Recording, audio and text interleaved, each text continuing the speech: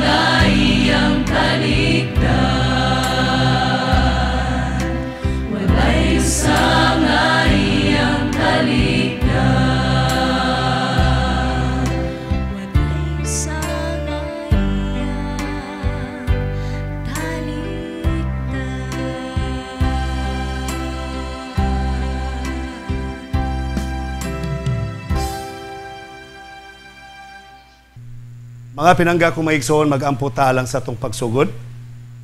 Dalaygon og balaan namo nga Dios nga ikaw sa mga langit, daghang salamat Ginoo. Nga ikaw nagapanalangin kanamo nining lain na pong takna sa pagtuon sa imong pulong. Pinagi nining usa ka Sabbath School quarterly lesson. Ang suhito nga among pagatun-an Ginoo, when all things become new. Ikaw magapataliwala unta sa mong pagtuon, ay imong balang espiritu magakunsad kanamo, labi na gyud sa mga sudong nini nga programa. Hatagi sila kaalam nga langitnon kaming tanan aron masabtan nimong pulong kamo magkinabuhian. Panalangin ang tanang mga nagalantaw ni nga programa, nagasuporta, tanang mga staff sa LCMBN ug ang tanang mga magbubuhat sa tibok naong sayuta. Panalangin ang taon o Dios. Kining tanan among gitugyan kanimo gilawman nga madawat, pinagi sa ngalan ni Hesukristo nga among maluluwas. Amen. Mga pinangga kong mga kaigsonan, welcome na usab sa lain na pong yugto ni atong tulumanong tingog sa paglaom special edition. Nga ato ang suheto karon atong pagatun-an mga kaigsonan sa atong Sabbath School quarterly lesson katapusang Sabado, lesson number 13 nga nagkanayon when all things become new. Sa diha nga ang tanang mga butang mabag-o na. Sa di ba ko mapadayon sa unahan, gusto na akong himamato ng atong mga televiewers o nag-aabang sa itong programa via television dinhi sa Tagum City. Ang Ginoo magapanalangin kaniyo dinhi sa dakbayan sa Tagum o gimalusab sa mga nagasudong pinagi sa television dinhi sa Panabo City o sa Davao City, Digo City o sa tibuok kalibutan around the world. Pinaagi sa YouTube or internet. Ang Ginoo magapanalangin kaninyong tanan. Okay, balik ta mga pinangga ko mga kaigsonan. When all things become new, ang ato ang lesson nagahisgot mga higalag kaigsonan nga adunay paglaom nga ato ang kalibutan, tanan nga pagkaguba ning kalibutan na adunay handom ang Dios nga iyang pagabag-uhon kining tanan. Ang atong memory text sa mga pinangga ko mga kaigsonan, makita nato sa Pinadayag Kapitulo 21, versikulo 4, nagkanayon. And God will wipe away every tear from their eyes. There shall be no more death, nor sorrow, nor crying, and there shall be no more pain, for the former things have passed away. So, ang gideklarar sa balaang kasulatan kaigsunan, nga moabot ang panahon nga ang Dios magapahid sa atong tanang mga luha o wala na'y kagulanan, wala na'y kamatay, wala na'y panaghilak, o wala na'y kasakit. Kaya ang tanang mga butang, ngulabayra. Higalag pinangga ko mga kaigsunan, maghisgot tag what is a millennium. For your information, doon ay mga termino sa balaang kasulatan. Nga diin, dili nimo makita ang kinatibuk ang theological terminology, pero ang concept imong makitaan sa balaang kasulatan. Sama pananglitan mga kaigsunan. Musimang tagamay aron ato masabtan. Naay mga paghunahuna mahitungod sa Trinity nga kuno wala sa balaang kasulatan. Magkigpatay ang mga tao sa pagpangugat ug pangatarungan nga walay Trinity mabasa sa balaang kasulatan. Tinuod kana mga kaigsunan nga wala kay mabasang Trinity sa balaang kasulatan. Pero ang concept, ang kahulugan kung unsay pasabot sa Trinity imong makitaan sa balaang kasulatan. Another theological terminology, kining atong pagatun-an karon nga nagkanayon og millennium. You cannot find it in the Bible. Di na nimo makita sa balaang kasulatan mga kaigsunan nga dunay gitawag og pulong millennium. Pero ang pulong millennium gikan sa Latin nga pinulungan millennium. Milli 1,000, annum is year. Sa ato pa atong masabtan nga ang but pasabot sa millennium is 1,000 years. And I would like to tell you, ang concept about 1,000 years atong mabasa sa Pinadayag Kapitulo 20. Sa Pinadayag Kapitulo 20, naagid siyang uluhan nagkanayon 1,000 years. Busa mga pinangga ko mga kaigsunan, ang concept may tungod sa millennium mabasa sa balaang kasulatan. So atong sundon karon diri og unsay mahitabo panahon sa 1,000 years. Si Sir Thomas More mga kaigsunan niadtong 1478 to 1535. Usa siya ka English author nga nagapasabot pag-ayo mga kaigsunan kung unsay but pasabot ini utopia.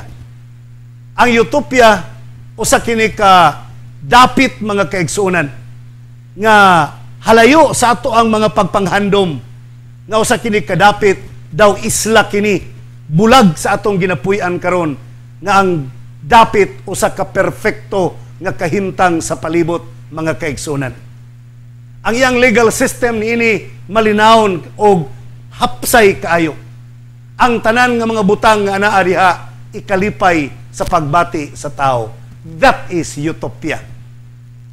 Ang balaang kasulatan mga kaigsunan nagahisgot usab og usa ka dapit nga although wala lito ka ang pulong utopia, pero kung imong sabton utopia ang buti pasabot, and that is the kingdom of heaven that someday God will bring us, each of us, to be there with Him for eternity.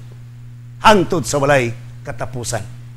Busa ang mga kaigsunan, ang mga tao, bisan asa padulong ning kiyutaa, mangita og dapit nga ginganlag utopia, lugar nga malinawon, dili makakaplag, but only the Bible can find it. Ang balaang kasulatan lang makapakita kanimo niana, and that is where Jesus Christ is now. Atong makitaan mga kaigsunan, atong malantaw, nga unsa may mga hitabo sa panahon sa millennium.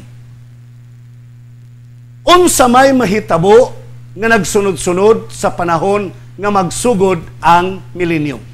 Kung 1,000 years. Higalag pinangga ko mga kaigsunan.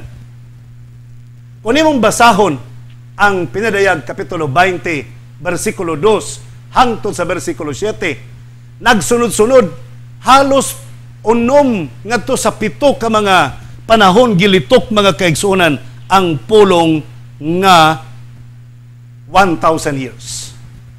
Sama panalitan, verse 2, Revelation chapter 20, verse 2, and he laid hold on the dragon, the old serpent, which is the devil and Satan, and bound him 1,000 years. That's number 1. Pero merong paglitok na doon ay 1,000 years. Verse 3, and cast him into the bottomless pit, and shut him up, and set a seal upon him, that he should deceive the nation no more, till the 1,000 years. Verse 4, and I saw thrones, and they sat upon them, and judgment was given unto them, and I saw the souls of them that were beheaded for the witness of Jesus, and for the word of God, and which had not worshipped the beast, either his image, neither had received his mark upon their foreheads or in their hands, and they lived and reigned with Jesus Christ for 1,000 years. Kung ninyong sabton mga kaigsunan, kung kamo nila tiwas og basa hangtod sa verse 7, kaunom gyud gibalik-balik ang pulong 1,000 years. Sa balaang kasulatan sa pagtuon nato sa teolohiya, basta usagani kapulong nga balik-balikon paglitok mga kaigsunan, buot ipasabot, that word is very important. Sa ito pa, alarma ka na sa mga magtutuon sa balaang kasulatan, sama sa daw ako mapamalando nga, hey, 1,000 years is soon to come. Muabutay na ang 1,000 years. Gikan sa itong pagkinabuhi ng kalibutana, there is another incoming 1,000 years where we will all enjoy with Christ. Mga pinangga ko mga kaigsunan, baliko na to ang pagpasabot ni San Pablo alang sa taga Tesalonica kung unsa may mahitabo sa pagbalik ni Ginoong Hesus. Sa 1 Tesalonica Kapitulo 4, 16 hangtod 18, basahon na to mga kaigsunan nagkanayon. For the Lord Himself shall descend from heaven with a shout, with the voice of the archangel, and with the trumpet of God, and the dead in Christ will rise first. Then we who are alive and remain shall be caught up together with them in the clouds to meet the Lord in the air, and thus we shall always be with the Lord. Therefore, comfort one another with His words. So ato masabtan mga pinangga kong kaigsunan. Nga, ang punto ni San Pablo, muuna pagpamangon ang mga nangamatay diha kang Kristo. Kinsay mubanhaw? Ang archangel, ang punuan sa mga manulunda, ang chief officer, ang commander-in-chief sa mga manulunda, maoy mupukaw sa mga nangamatay diha kang Kristo. Ikaduha nga punto, ang mga buhi nga wa moagig kamatayon, dili maguna, paingon sa langit, maghulat nga mabanhaw ang mga nangamatay diha kang Kristo, inig kabanhaw, sabay nga sapgawon sa panganod sa pagsugat ngadto sa kalangitan. Pinangga kong kaigsunan, ato masabtan. Kano sa magyud magsugod ang millennium? Okay? Niya. Mulukbak tagamay sa chapter 16. Atras tagamay sa chapter 16 sa pinadayag. Chapter 16 verse 13. Atong basahon mga kaigsunan. And I saw 3 unclean spirits like frogs coming out of the mouth of the dragon and out of the mouth of the beast and out of the mouth of the false prophet. Okay, take note. In the last days, gi-expect nga ang beast, ang dragon, o ang false prophets will come together for final and total deception sa mga tao. Mao na'y mahitabo sa ulahing mga adlaw mga kaigsunan. Sa chapter 16 verse 13 na. Let's go to verse 19. I'm sorry. Chapter 19 verse 11. Christ on a white horse. Now I saw heaven open, and behold a white horse, and who sat on him was called Faithful and True, and in righteousness he judges and makes war. So atong masabtan nga sa dinha nga nagpadayon sa deception nga aktibidades ang dragon, ang beast, ug ang false prophets, Jesus Christ nga magsakay sa kabayo, anhi siya sa kalibutan aron gubato niya mga kaigsunan ang maong mapintas nga mananap, ang dragon nga maong yawa, ug ang ang bakakon nga mga propeta. Now what happened? Chapter 19 verses 19 up to 20. Atong basahon. And I saw the beast, the kings of the earth, and their armies gathered together to make war against him who sat on the horse and against his army. Then the beast was captured, and with him the false prophet who worked signs in his presence, by which he deceived those who received the mark of the beast and those who worship his image. These two were cast alive into the lake of fire, burning with brimstone. So yung masabtan mga pinangga ko mga kaigsunan. Okay, ato ihabuag summary ha. Sa chapter 16 verse 3 sa Revelation, gipahibalo nga ulahing mga adlaw, ang dragon, ang beast, ang false prophets, active sila deception activity.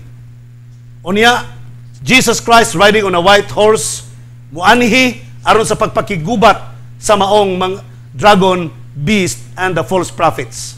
Sa chapter 19, verses 19 and 20, dakpon ang mapintas nga mananap, dakpon ang dragon, dakpon ang bakakong propeta, unya itambog sa linaw nga kalayo.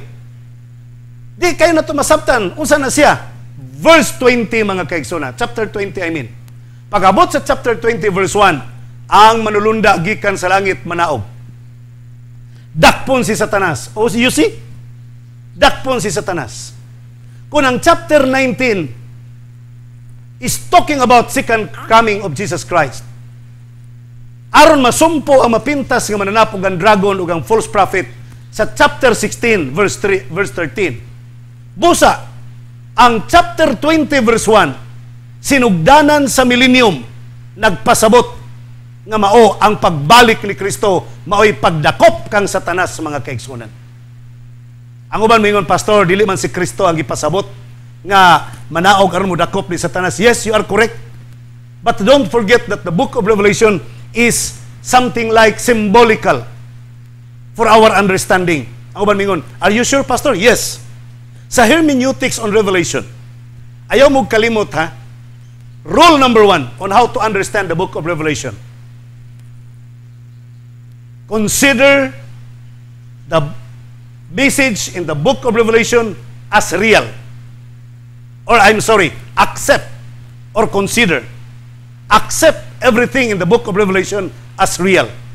Unless it is proven symbolic. Dawato na to mga kaigsunan. Nga real yun na siya. Okay, i-apply na to sa chapter 20 verse 1. Ang manulunda na naog, gidakop ang yawa. Literal nga manulunda, nidakop ni Satanas. Unless to be proven symbolic, so let's accept also it as a symbolic. Now, remember, Satan or Lucifer was before an angel in heaven. Kung literal nga angel ang manaog gikan sa langit aron modakop ni Satanas, pareha sila ranggo mga kaigsunan. Maura sila authority nga mao'y modakop. No, it cannot be. So, it is understood nga ang nidakop mga kaigsunan is mightier angel than Lucifer. Mas dako, mas kusgan, greater than Lucifer. Okay? Now, kinsa may dako nga manulunda mga kaigsunan? Mas dako pa kay kang Lucifer. Nga mobanhaw og mga minatay. Sa 1 Tesalonica 4 versikulo 16, it's talking about the archangel. The archangel of God who is coming to resurrect the dead in Christ. Ang archangel, sa Bisaya gitawag og arkanghel, pero ang but pasabot sa archangel, an individual who is on top of the angel. Now I would like to tell you, who is the ark of the military in the Philippines, in the Republic of the Philippines? Kinsa may untap sa mga military sa AFP, sa Armed Forces of the Philippines, mga kaigsunan? Is he a soldier? Is he a military? No. He is the president. Ang untap of the military corps sa tibuok Pilipinas is the commander-in-chief, and he is the president. The same with the angelic host in heaven. The archangel who is coming to us to arrest the devil is not an ordinary angel. He is Jesus Christ. Siya mao si Kristo. The archangel, Michael, Jesus Christ, is Michael the archangel. Og daghan mga puntos balang kasulatan nagpamatuod that Jesus Christ is the Michael your prince. So, ang sinugdanan sa milenyo mga kaigsunan, walay duda. Mailhan nimo nga nagsugod ang milenyum because that will happen and that will inaugurate at the onset coming of Jesus Christ.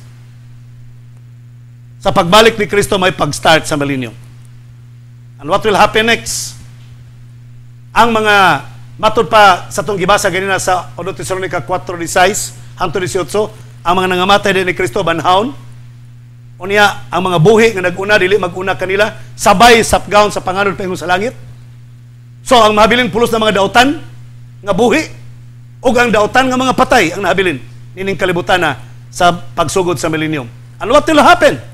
2 Thessalonians chapter 2 verse 8, mga kaigsunan.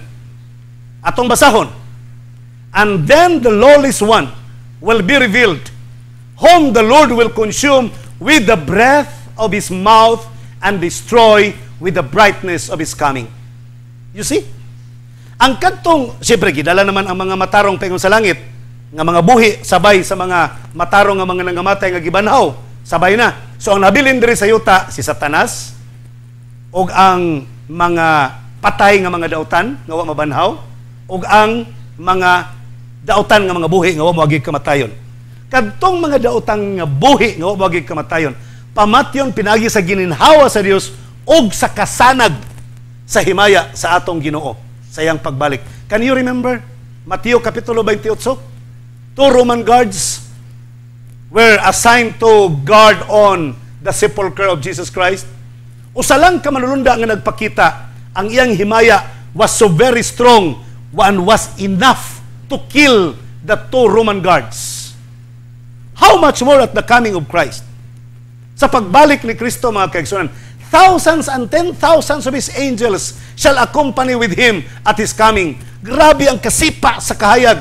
Revelation chapter 16 verse 14. Lukoton ang langit sa kasipa, sa kahayag, sa himaya ni Kristo during the time. And what will happen to the people who are not ready for the coming of Christ? The Bible says, managan sila sa kabukiran, musinggit, tumpagi kami, kay dili na mo makaya, di na mo mabangbang ang kapungot sa kordero sa Dios. Unya kay nagalinog man, natumpagan, wala, natumpagan, mga kaigsunan. Nangamatay sila sa grabing kasilaw sa himaya sa atong Ginoo. Karon mga pinangga ko, mga kaigsunan, atong hinuktukan, ang yawa, siya na lang usa. The Bible says, gapuson ang yawa, sulod sa kalibog katuig. What does it mean? Nga ang yawa, gapuson sulod sa kalibog katuig. Gapuson ang yawa in the sense, not in literal nga gapos. Kaya kung literal nga gapos ang gamiton sa paggapos sa yawa, sa Marcos Kapitulo 5, versikulo 1 hangtod sa 5, ang taong giyawaan, gipusasan, kusgan kayo, giputol-putol ang kadina, mga kaigsunan. Kung ang taong giyawaan, dili magapos og kadina, how much more ang yawa sa iyang kaugalingon? Labaw na nga dili siya magapos, mga kaigsunan. Sa ato pa, accept everything as real unless proven to be symbolic. Dili nimo madawat, dili na to ma-accept nga real nga si Satanas gapuson og kadina. Kaya nga naman, espiritu siya. Dili siya magapos. Sa ato pa, ang paggapos kang Satanas, mga kaigsunan, is not a literal chain nga gamiton sa pagbound kaniya, kundili usa ka circumstantial binding. Circumstantial imprisonment. Nga naman, ang trabaho ba yan ni Satanas, mga kaigsunan, na bantayan ninyo? 12, versikulo 9 og 10 sa pinadayag, ang iyang trabaho, magsusumbong batok sa mga kaigsunan. Ang trabaho ni Satanas, manintal. Pag naanay matintal, i-report nga to sa Ginoo, nga si Tanpulano, natintal nako, nakasala na siya. Ngunit trabaho ni Satanas. Pero during 1,000 years, unsa may trabaho ni Satanas, mga kaigsunan? Ngawa naman si tintalon. Ang mga matarong nga buhi, sabay sa mga mga matarong nga mga nangamatay, nabanhaw. Gisakgaw sa panganod paingon sa langit. Okay? Ang mga buhi nga mga dautan, nangamatay. Ang mga nangamatay nga mga dautan, wala mabanhaw. So ang record nagsulti, ang yawa nila buhi. So wala na siya matintal, mga kaigsunan. Wala na siya makalingawan. Sa ito pa, ginapos ang yawa, kay dili siya makalihok sa iyahang deceiving or deception activity. Karon, di na ta magdugay diri sa yuta, mga kaigsunan, during the 1,000 years. Sundon nato ang mga linuwas didto sa langit, sulod sa kalibog katuig. Unsa may nahitabo didto, mga kaigsunan, sulod sa kalibog katuig didto sa langit. Tanaw na to, mga kaigsunan, atong makitaan o atong sudungon. In the midst of the millennium, mao ni ang mahitabo. Revelation 20 verses 4 and 6 nagkanayon, the saints reign with Christ for 1,000 years. And I saw thrones, and they sat on them, and judgment was committed to them. Then I saw the souls of those who had been beheaded for their witness to Jesus and for the word of God, who had not worshipped the beast or his image, and had not received his mark on the foreheads or on their hands. And they lived and reigned with Christ for 1,000 years, but the rest of the dead did not live again until the 1,000 years were finished. This is the first resurrection. Blessed and holy is he who has part in the first resurrection. Over such the second death has no power, for they shall be priests of God and of Christ, and shall reign with him 1,000 years. Higalag, mga kaigsunan, duha ka punto lang ato ang ginabantayan diya. Number 1, ang kadtong mga nakita dito sa langit, mga kaigsunan, sulod sa kalibog katuig, nakita ni San Juan kadtong mga gipamatay nga way ko kahadlok mao nang gipamatay, walay ko kahadlok nga nagwitness, nagpamatuod sa pulong sa atong Ginoong Hesukristo. Mga tao nga wala musimba sa mapintas nga mananap, mga tao nga wala mudawa sa marka sa mapintas nga mananap, diya silang agtang ug silang tuong kamot. Mao ni nakit-an didto sa gingharian sa mga langit. Buti pasabot mga kaigsunan nga ang mga linuwas nakaagi og mga dagkong mga kalisdanan, mga dagkong kasakitan, mga pagsulay ug mga pagpanglutos. That's number 1 point. Ikaduha, gihisgutan mga kaigsunan nga didto sa langit, judgment were committed to them. Dunay paghukom mga kaigsunan nga ginahatag ngadto kanila sulod sa kalibog ka tuig. Now, why? Nganong maghukom ang ta mga kaigsunan? Wa tay pagsalig sa paghukom sa Ginoo. Now, last week we were talking about judgment.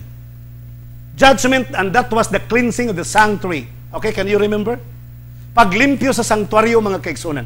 Kadto nga klase nga judgment, we call it in theology the investigative judgment. That is the very first form of judgment.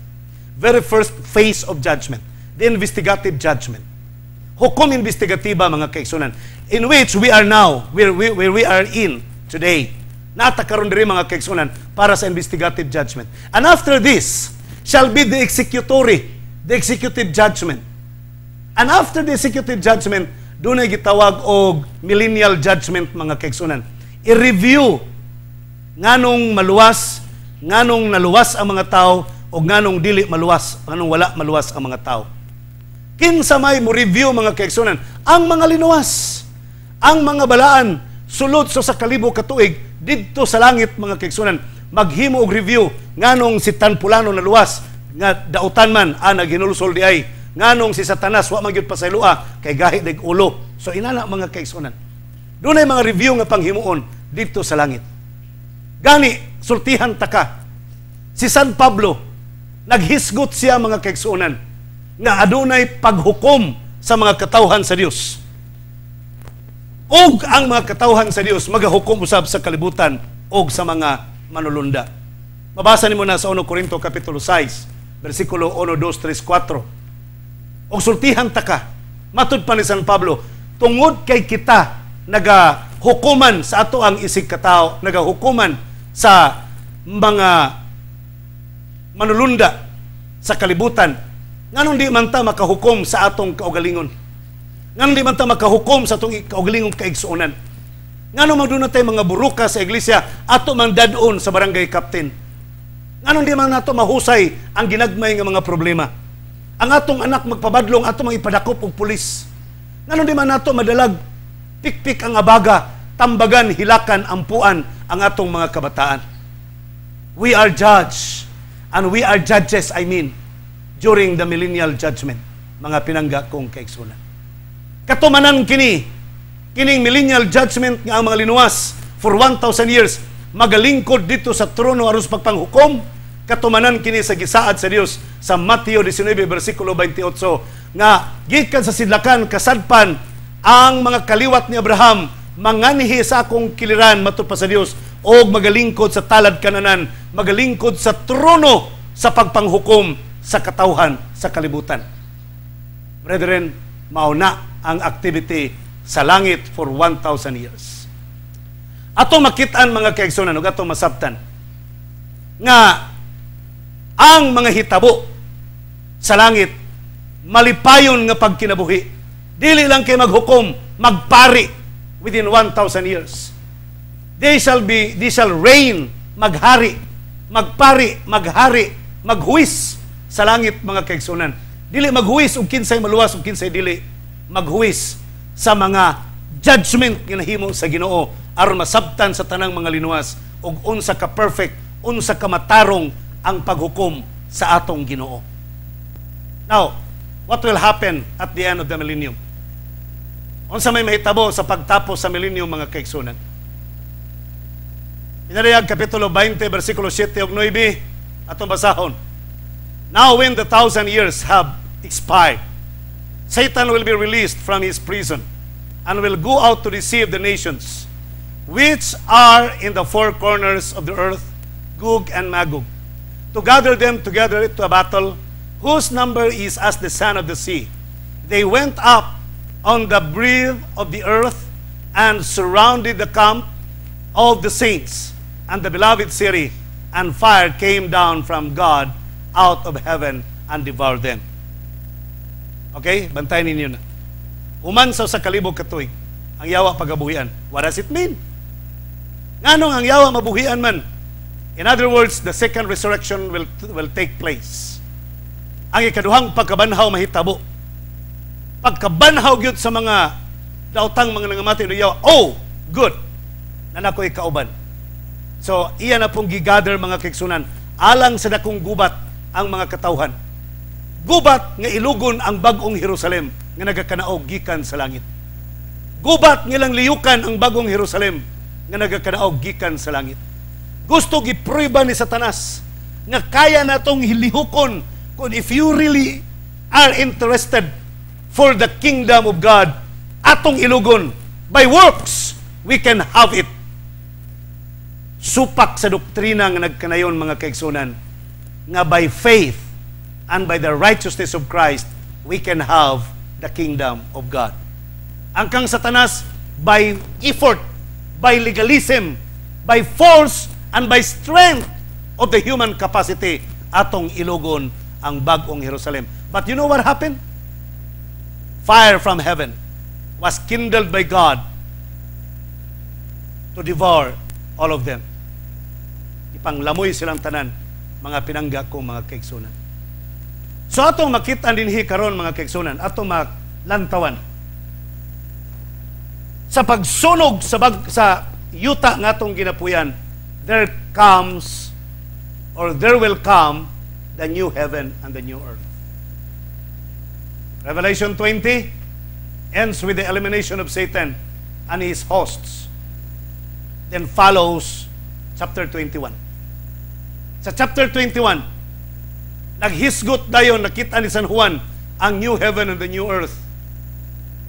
Matod pa ni San Juan mga kaigsunan sa Revelation chapter 21 verses 1 to 5, matod pa niya, now I see a new heaven and a new earth, for the first heaven and the first earth has passed away, and also there was no more sea. Then I, John, saw the holy city, the new Jerusalem, coming down out of heaven from God, prepared as a bride, adorned for her husband. And I heard a loud voice from heaven saying, behold, the tabernacle of God is with men, and he will dwell with them, and they shall be his people. God himself will be with them and be their God. And God will wipe away every tear from their eyes. There shall be no more death, nor sorrow, nor crying. There shall be no more pain, for the former things have passed away. Then he who sat on his throne said, behold, I make all things new. And he said to me, write, for these words are true and faithful. Gusto na kong linyahan kining pulong new mga kaigsunan. The Lord will create the new heaven and the new earth. No more pain, no more death, no more sorrow. Every teardrop shall be wiped out from your eyes. Wanay luha sa kaguol nga muagas gikan sa imong mga mata. So unsay pasabot ni ana mga kaigsunan? Is God, or God will really create new as in new?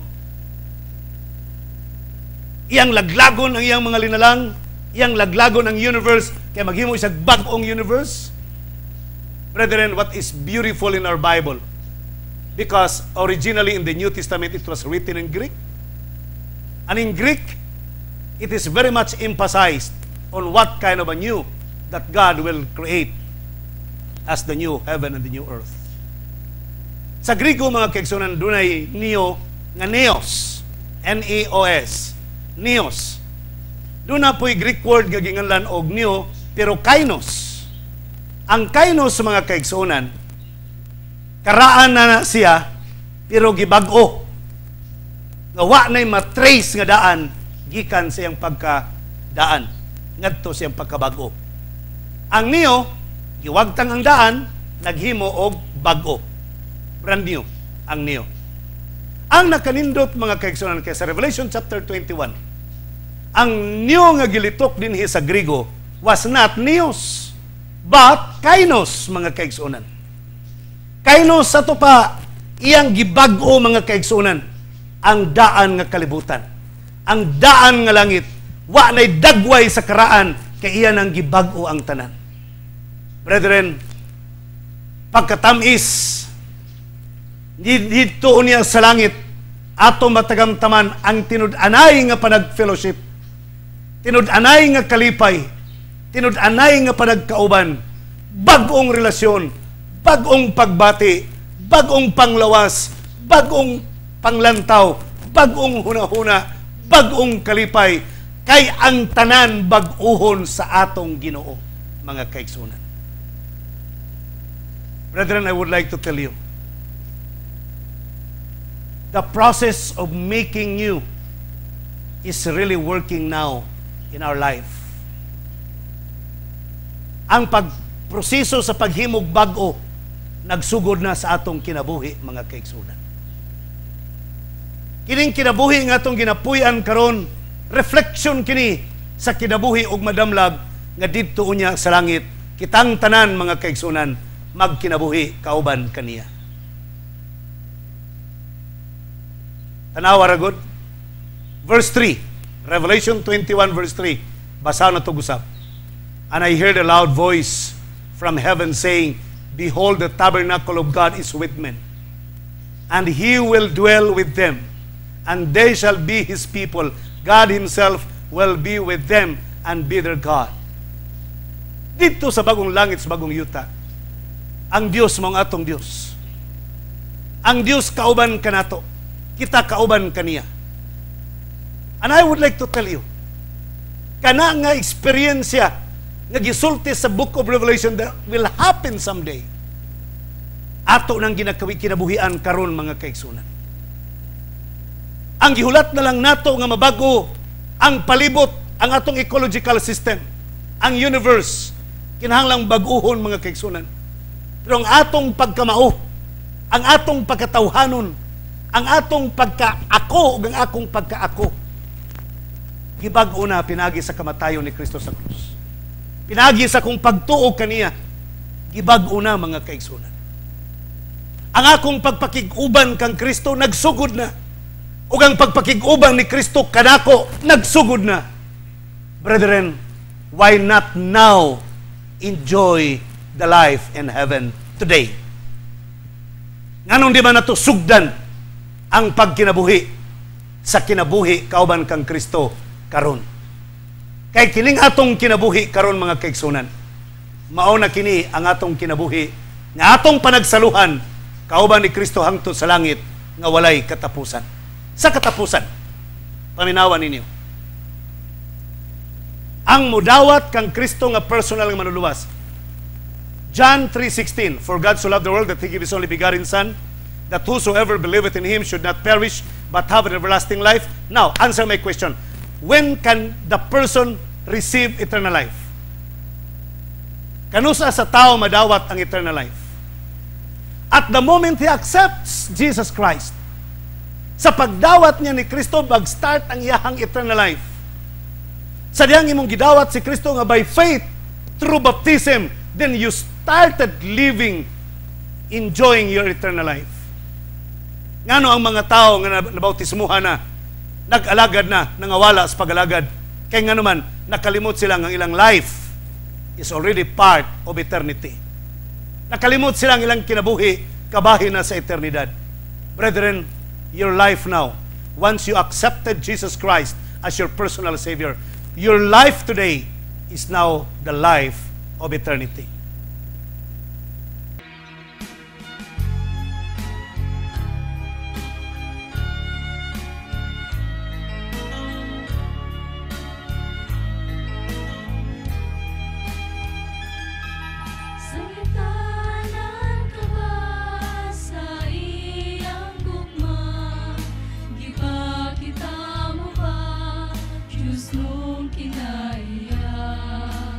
Ilang natin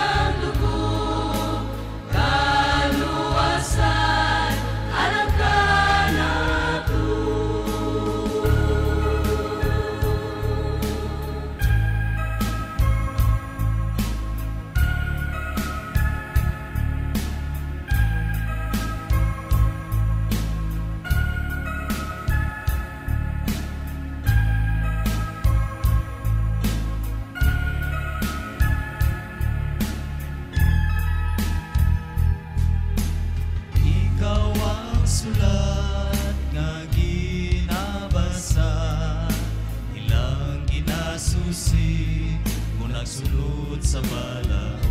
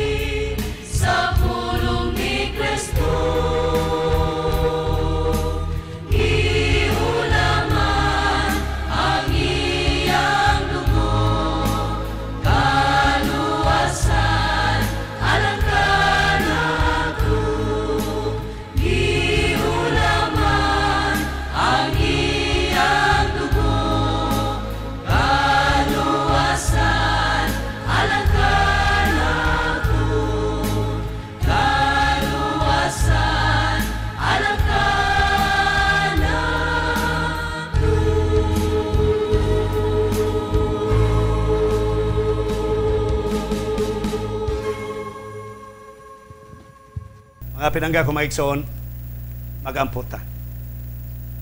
Dalaygon og balaan namo nga Dios nga ikaw sa mga langit. Daghang salamat amahan sa imong mensahe. Sa pagpahibalok kanamo nga dunay langit nga mong pag-adtuan. Nagaandam ikaw og bakasyon nga 1,000 years alang kanamong tanan.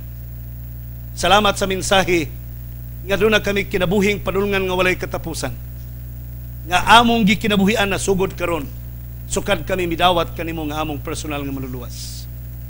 Magapadayon untay mong pagpanalangin kanamong tanan sa mga viewers sa tanan nga mga nagalag-on sa internet, naga-view sa television, ug ang tanan nga mga LCMBN staff ug imong usab sa tanan nga mga donors o mga sponsors imong panalanginan. Kining tanan among gitugyan kanimo gilauman nga madawat pinaagi sa ngalan ni Hesukristo nga among maluluwas. Amen.